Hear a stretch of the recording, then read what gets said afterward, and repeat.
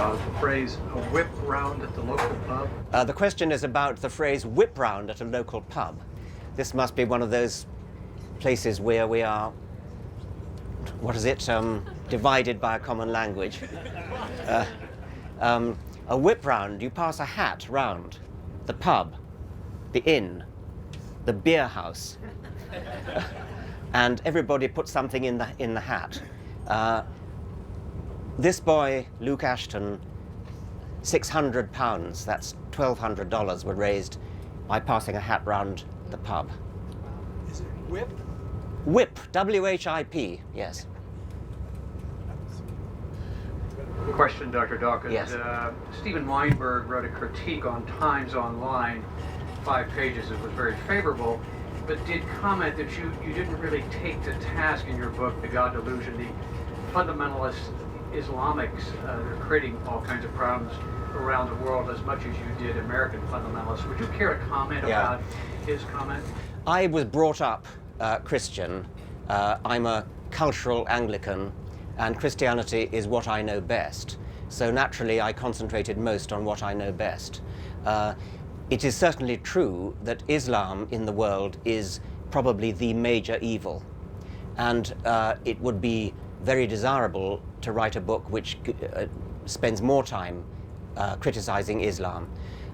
Fortunately, very shortly after mine came out, Christopher Hitchens brought out God is Not Great, which is a marvelous book and which really does do justice to Islam. I strongly recommend God is Not Great by Christopher Hitchens. You often have two general sort of attacks on your book, on your books or on your writings in general. I put them in 2 categories. One, ad hominem, which is easily dismissible if you have your eloquence and your stamina. The other one is the sort of Mel Konner approach, and you mentioned it a little bit. The why bother, and that's also sort of I chalk it up to intellectual laziness or intellectual dishonesty. If you had an actual challenging or reasonable response to your book, which one would you consider the most challenging for you to reply to, besides ad hominems or the intellectual laziness or intellectual dishonesty? Okay, so you're dismissing both those. You're dismissing both the ad hominem and the why bother approach, and you're asking me what would be the best criticism I could imagine. Well, I think you do a good enough job of dealing with the ad hominems and dealing with the intellectual laziness. I'm just asking whether I've understood you correctly. Okay, fine. So what would be the best criticism? I think the best criticism would be any kind of suggestion that there really is good evidence that some kind of supernatural being exists. And I don't believe there is a single review of The God Delusion or either of Sam Harris's 2 books or Christopher Hitchens' book. Not one of them has actually suggested that there is any evidence whatsoever for any kind of supernatural being at all.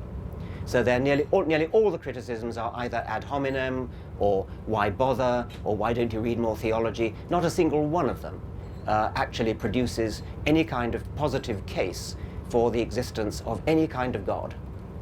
But that would be a good criticism if anybody could come up with one. I think it's revealing that nobody has. I don't believe anybody could. I was wondering if you could comment some on sort of the process of creating public opinion that's going on in this country around atheism. To me, it's pretty unprecedented to see the cover of Wired magazine or articles in Newsweek on atheism. It seems that the books are obviously an impetus for this, but I'm wondering what other processes are at work here. I saw a speech you gave at TED in 2002. And this is a gathering of 1,000 elite businessmen and artists and technology people in Monterey every year. And you called upon them to, as probable non-believers, to step forward and finance and help this. I'm wondering if that has happened at all, and sort of what's going on here. When you say this country, you of course mean the United States of America, not Ecuador or Galapagos. Well, I'm not much of a reader of the zeitgeist. I'm kind of conscious that a lot of people who are discern that there is a rising movement of opposition to religion in the United States, and I think we all sense it, and I think we're all part of it, and other people here may have a better idea than I have as to what's caused it. I should like to think that books such as Sam Harris's The End of Faith, Letter to a Christian Nation, my own The God Delusion, Christopher Hitchens's God is Not Great, Victor Stenger's, help me somebody, God the Failed Hypothesis. Victor Stenger's book, God the... You're in front of the speaker again. No, it's not feedback, it's cutting out for some reason. Victor Stenger's book, God the Failed Hypothesis. I think that all these books are probably having some effect. I wonder whether another part of it is that Americans are fed up after 6 years of Bush with the drift, what appears to be to many people to be a drift towards a theocracy. And it may be that a lot of people who never were religious in the first place, but felt tolerant, and as we all should be tolerant when it's necessary, and peaceful, and if people want to believe that, why shouldn't they believe it? I think maybe people in America have realized that the religious right in America is no longer playing by the rules, is no longer letting is no longer adopting a live and let live policy. And so it's possible that it's a climate of rebellion against that. And I don't know, that's one possibility. But others, I mean, I'm not American, and so I'm probably much less qualified to say than most people here. Could you talk a little bit about the absolute loathing of atheists in the political spectrum, that almost anybody could be elected sooner than an atheist? You certainly couldn't announce it publicly. George Bush the First said that atheists don't deserve to be citizens of this country. Now there's a debate on which is worse, a Mormon or an atheist. Well, you can believe in anything at all, yes, rather than nothing. It is an astonishing thing that people are prepared to say they'll vote for somebody who believes in anything at all. Right. Presumably they'll vote for somebody who believes in Wotan, Spaghetti monster. Right. Baal, rather than an atheist. One congressman, and somebody's going to help me with his name because he deserves full credit. Peter Stark, with a K, is it? Yes, Peter Stark, Congressman Peter Stark, came out having been invited to do so, I think, by this organization. Is that right or not? Yes, Secular Coalition.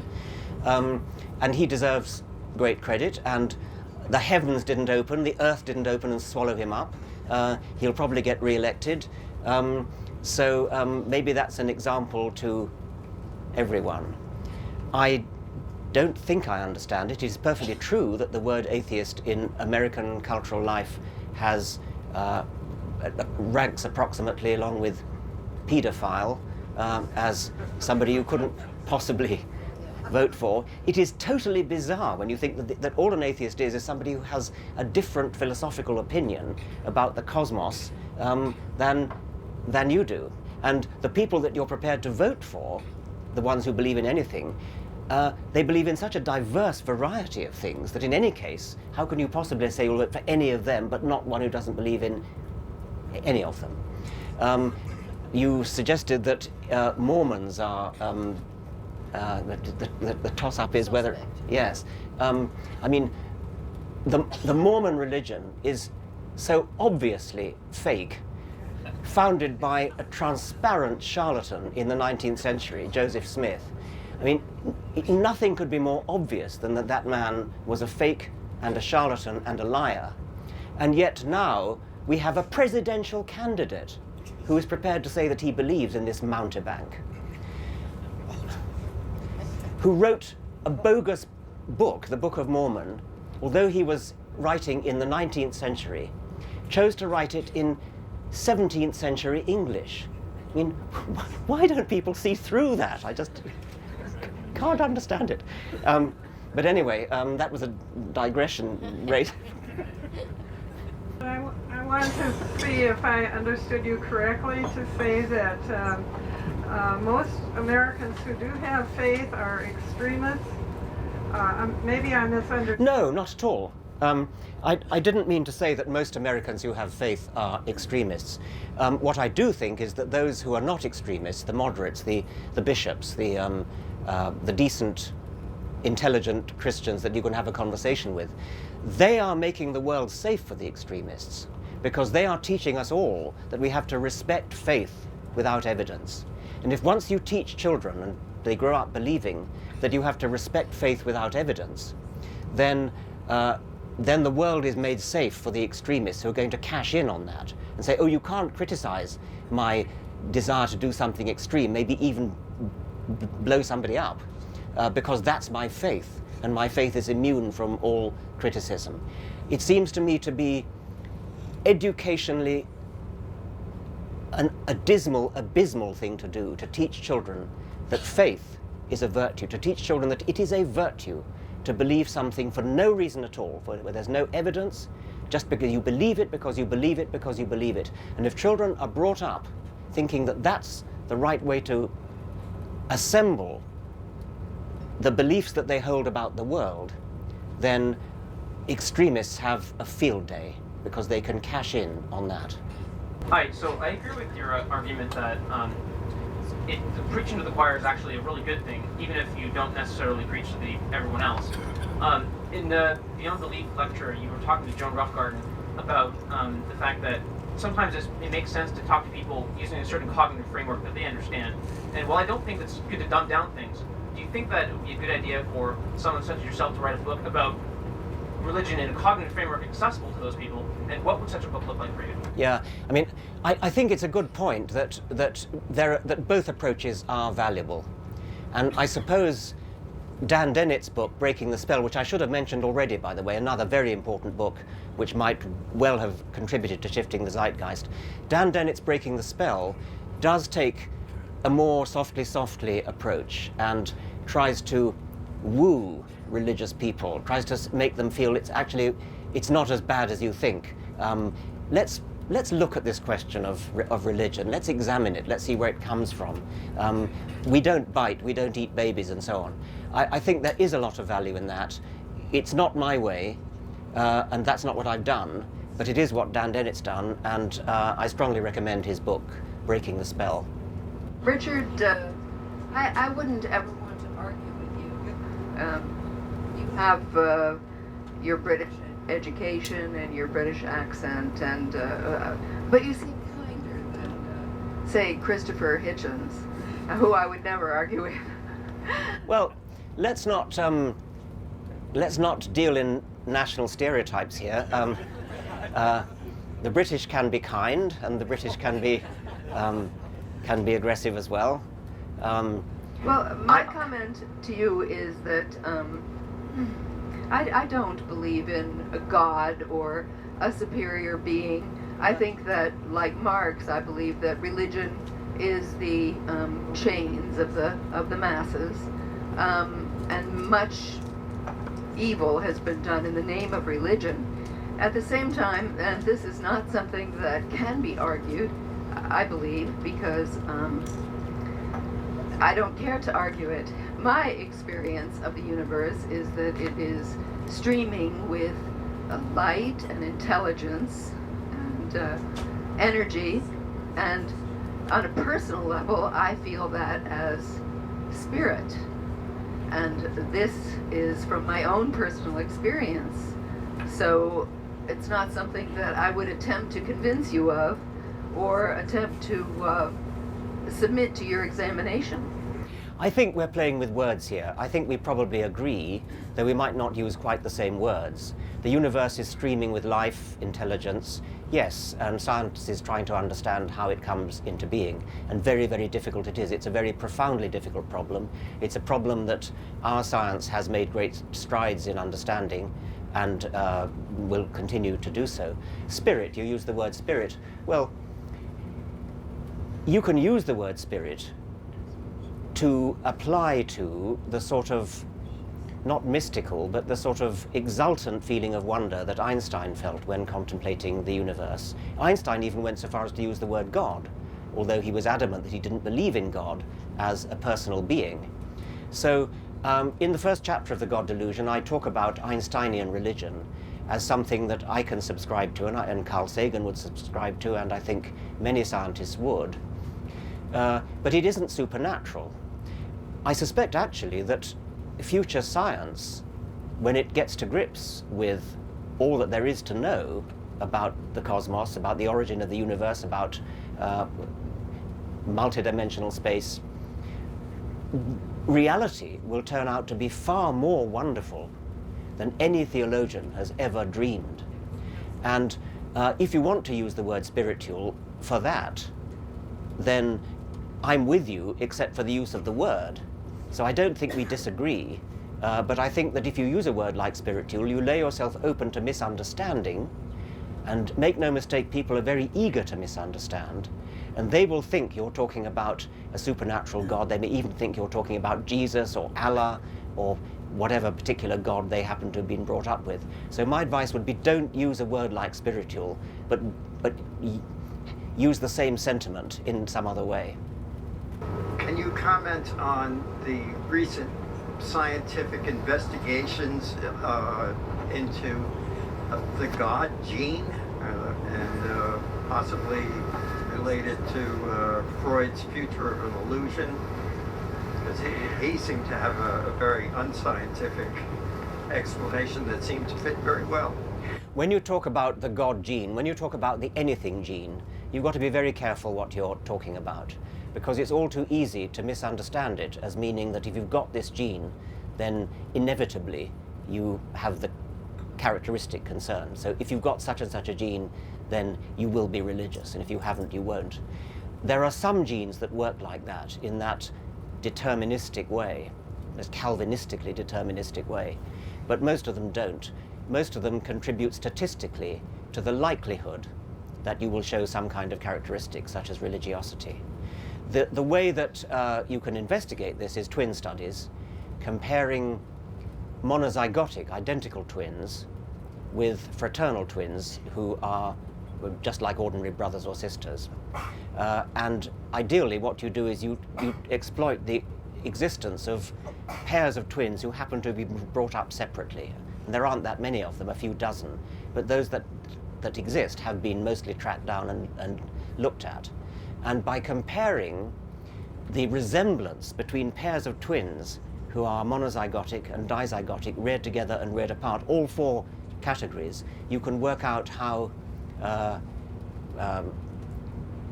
strong is the hereditary determination of the characteristic concerned, whether it's height or weight or musical ability, mathematical ability, or religiosity. Now, it has been suggested that religiosity does have a very high heritability. That's to say, if you have such and such a gene, you have a very high statistical probability of being religious. It doesn't seem to me to bear on the truth value of religious claims one way or the other. I think we have to decide those separately, and I think we can do that separately. I think it's scientifically interesting to know how heritable religiosity is, but it doesn't bear upon the truth value. Dr. Dawkins, it's one thing in your book that I was puzzled about, and that is the use of the term child abuse to describe what you were talking about just a few minutes ago. I was brought up in the Lutheran tradition and taught Luther's catechism and so forth, most of which I now consider to be nonsense, maybe all of it nonsense. You were brought up in the Anglican tradition, and I have not seen anything in your writings to indicate that you feel like you were abused as a child. In fact, in Unweaving the Rainbow, you seem to express some sentimental appreciation for that upbringing. While I agree that it's regrettable that sort of thing occurs, parents teaching their children that which they most highly value, which for many people is religion, could hardly be considered child abuse in any normal sense of the term. Could you Right. explain why you Yeah. chose that metaphor? I use child abuse most strongly, I think, when talking about teaching children about hell, because that, I think, is psychological child abuse. I find it'd be quite hard to dissent from that. I think I hope I haven't used the word child abuse for all religious education. I don't think I have.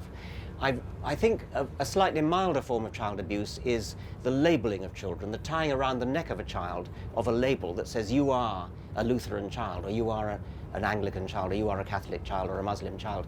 That, I think, is child abuse in that it categorizes the child for the whole of its life, very often, with opinions which the child is too young to know about. But I agree with you that that's not as bad as telling a child about hell, which I think really is proper child abuse, very likely as bad as physical child abuse, sexual child abuse, which Roman Catholic priests, for example, are so often accused of. I told the story in the book of how in Dublin, talking to a Dublin audience, I was asked about the then highly publicized cases of Irish and American Roman Catholic priests sexually abusing children. And I said that I thought that in many cases that was less harmful than some of the doctrines of bringing up the children as Catholic in the first place. And I got a cheer from this Dublin audience. And again, I suspect the reason was that Ireland too has been in the grip of, in this case, a Roman Catholic theocracy for a long time. Is coming out of it now. And I think that this cheer that I got was responding to that. Maybe it's a bit of an exaggeration to say that that tying a label around a child's neck as Catholic or Muslim, whatever it is child abuse. But sometimes it does no harm to exaggerate just a little bit in the interests of consciousness raising. Let me retract from that then and say what I want to say, which is that just as we've all been taught by feminists to flinch when we hear the phrase "one man, one vote," we should also all flinch when we hear the phrase Catholic child, Christian child, Muslim child, Protestant child. There is no such thing as a Catholic child, etc. So if you don't like child abuse, then forget child abuse for that, but do please have your consciousness raised so that you flinch when you hear the phrase Catholic child, etc. As an atheist parent, would it be child abuse in a way raising your child, as I am, an atheist, in a highly Christian society? Well, I tell you what I think is the best thing to do is to raise your children in the knowledge that religion exists and is a real phenomenon in the world. But I think they should be taught that there are lots of different religions, and the children will work out for themselves that if there are lots of different religions, they can't all be right. But I think what would be just as bad as telling a child you are a Catholic child would be to tell a child you are an atheist child. That's something for the child itself, himself or herself, to decide. And I think it's just the same kind of labeling. Children who are too young to know their philosophical opinion should no more be called an atheist or a Christian child than you would call them a Marxist child or a monetarist child. You know, your kind of book has helped empowered me as an educator to, and I think all of us should, is be not so afraid to speak out. In America, I don't know what they say in England, when people sneeze here, they always say bless you or God bless you. And I usually use that as an introduction to say it won't help. Viruses are atheists and so am I. And then very often that will start a conversation in which people will inevitably kind of quickly say, but you must believe in something, Dr. Marks. And then I say, yes, I do. The truth. And that's kind of helpful. You can use that. It works for me. I don't know what they say in England when you sneeze. Yes. I mean, that seems to me to be a perfectly good example of consciousness raising.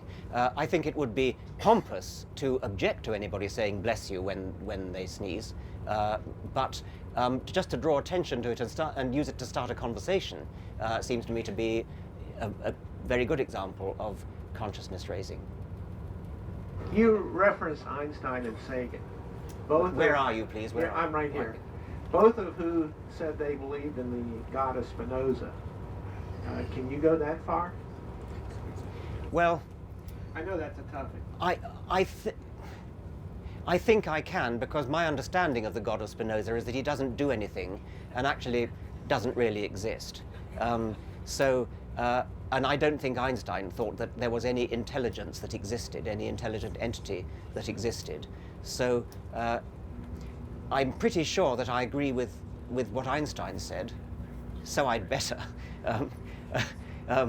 But I'm not quite sure whether Einstein was right to say that he believed in Spinoza's God, because I never quite understood whether Spinoza's God was really there or not.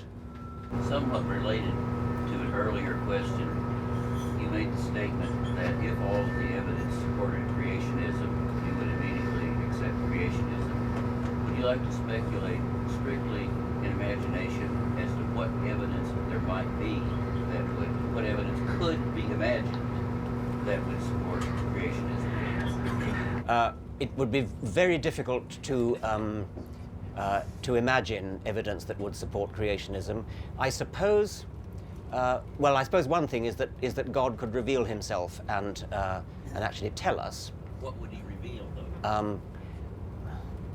Well, I mean, once he'd established his credentials.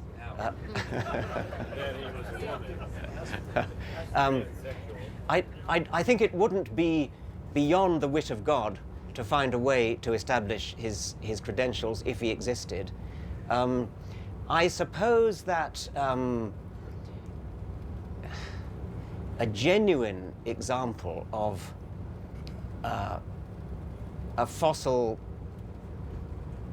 even a fossil right out of place, like Haldane's fossil rabbits in the Precambrian.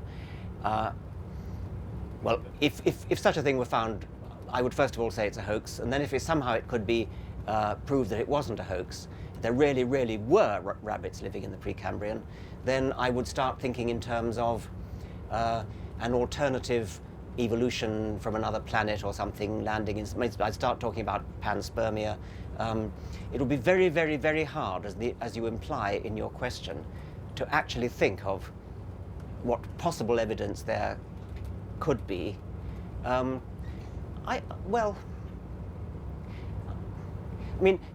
would certainly be a great help to that case if the creationists could do what they're always trying to do, which is to discredit the evidence for evolution. So, for example, if you look at the distribution of DNA codes around the animal and plant kingdoms, which at present follow a perfect hierarchy,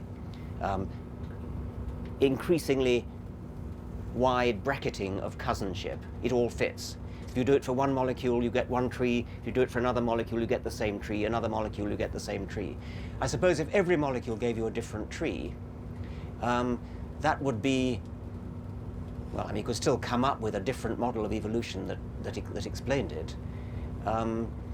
If the geographic distribution of animals, such as we see here on the Galapagos, was exactly wrong, if instead of showing the pattern that it does, which is that the animals here are clearly derived from the South American mainland, but they've had time to change, and on different islands they've had time to change again, and the more remote islands have slightly more distant things. If everything like that went wrong, and if say small islands, say if the Galapagos fauna was exactly the same as the Hawaiian fauna, but different from any mainland or something, I guess if you piled up masses and masses of evidence, you'd conclude that evolution probably isn't true. But even that wouldn't say that God did it. It would still be a huge leap from that to say that God did it, because, as many people have argued, including me, you're still left with a massive stumbling block of explaining where God came from.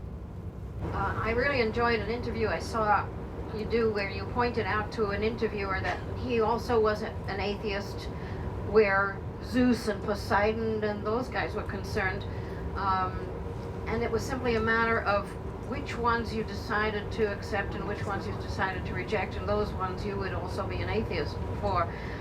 We all giggle nowadays when you suggest Zeus and Poseidon and Aphrodite, do you envision a time when the Judeo-Christian construct might be just as obsolete and something else would take its place?